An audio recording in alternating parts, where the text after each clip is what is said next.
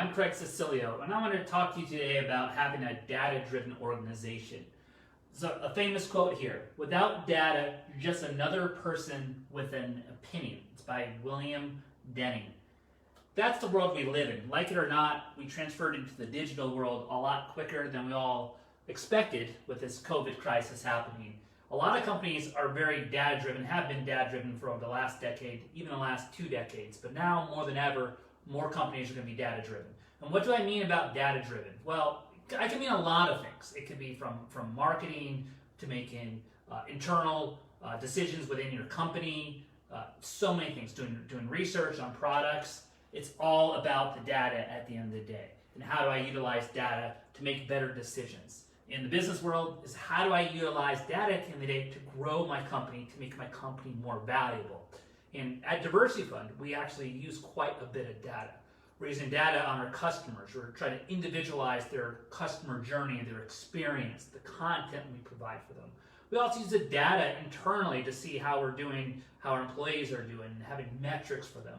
We also have data on our assets to make sure we're looking at historical trends and new trends and doing analysis on the assets that we purchase. So across the board, we are very dependent on data, and most organizations should be too. At the end of the day, this quote really signifies a lot of things about it. Is nowadays, when you come to a company meeting and you're doing your R&D and your research, is most managers and most directors would like for you to present an argument based on data, based on research. What are the trends? What's happening? And also, you're seeing a lot of companies, since there's so many data points, really depend upon intelligence, business intelligence, artificial intelligence to make those decisions. A lot of robo-advisors are popping up for trading because there's so many data points, the human mind can't really keep up with all those decisions being made. So data is a huge thing in today's day and age. And really, most organizations are learning, small organizations, it's tough to get going with this because it could be quite expensive. You have to really build out departments, you have to hire data scientists, there's data architects, there's even a CDO, chief data officer, there's data sourcers, data scrapers, business, I think one's a business intelligence person. So there's a lot of components to come really building out your data departments for your organization. A lot of the fintech companies are 100% data driven. A lot of tech companies are 100% data driven. So it's very, very important. You might be asking yourself, hey, I'm a small business owner. How am I supposed to kind of start utilizing data? And you can. There's a lot of third-party data services you could do. You could hire consultants to help you out. But it's how you apply data to your particular business and get that going. So I like to say is, I always got the whiteboard. Love my whiteboards. Flip this around real fast.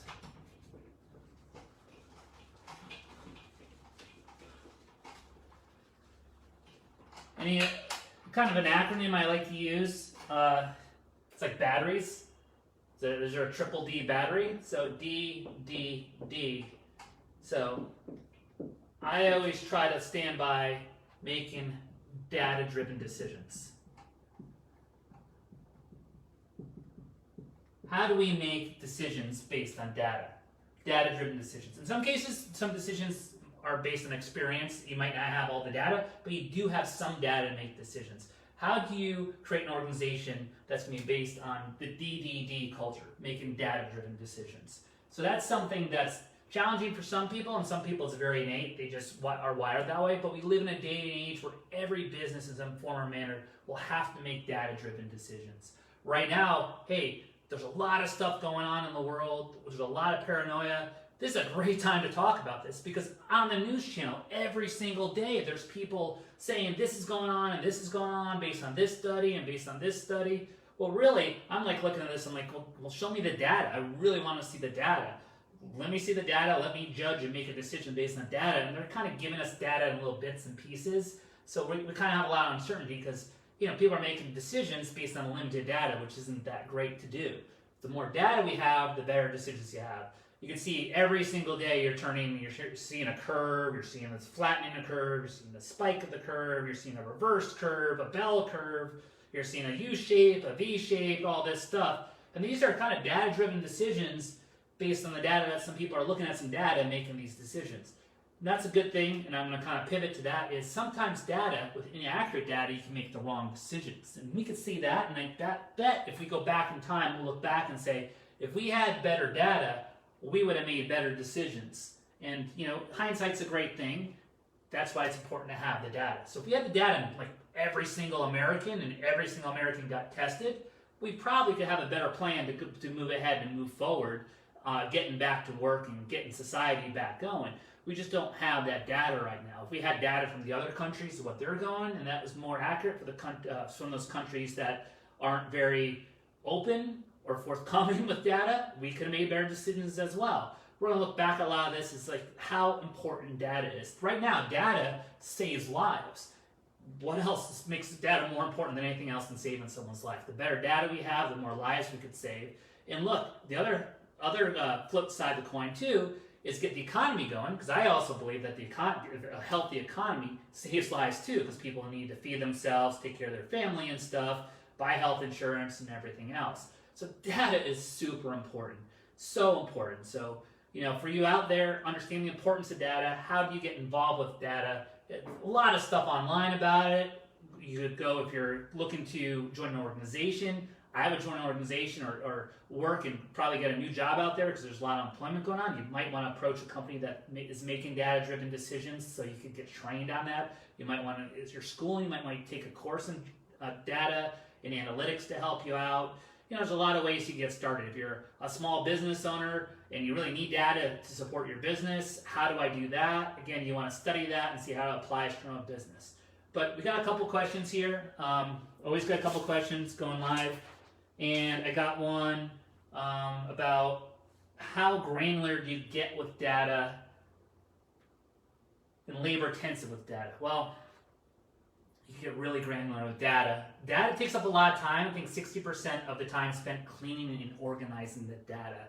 So what that means is pulling that data, organizing in a manner, and usually for myself, it's just having someone do it. It's a data scientist and delivering it to us, or the decision makers that need to make the decisions on that data. Because a lot of your time is going to be spent kind of organizing that and interpreting that in a manner where you can make decisions on it. There's Tom from Wisconsin says, hey, I am a small family business of 25 employees that's been around since 1964. I collect data from every employee. How do you recommend me train, equip our aging staff to collect and report this data? Well, it's a balancing act. I think that's kind of a small company. It's going to really kind of slow you down a little bit if you spend too much time doing it. So you might want to have a third party, if you can hire a consultant to help you out and how it applies to your business. Each business is different. Each business has certain data points you could use. Something that size in-house, it might slow you down. I'd probably go out-of-house to a consultant to help you out with that. It's specific to your business itself, and most businesses, there are consultants out there who can help you out with that. There's some online courses you could take. You really know your business well, so you should know some of the data points that you're looking at to help improve, and at the end of the day, grow your business and grow revenue. I have someone saying, Stan from Ontario, saying, my wife works as a nurse in a leading hospital. They collect huge amounts of data on a daily basis, talking about the pandemic. Here we are again. I just said that earlier about if we had better data, we can make better decisions. We can get back to society a little bit more quickly. We understand maybe who's maybe a higher risk of the population.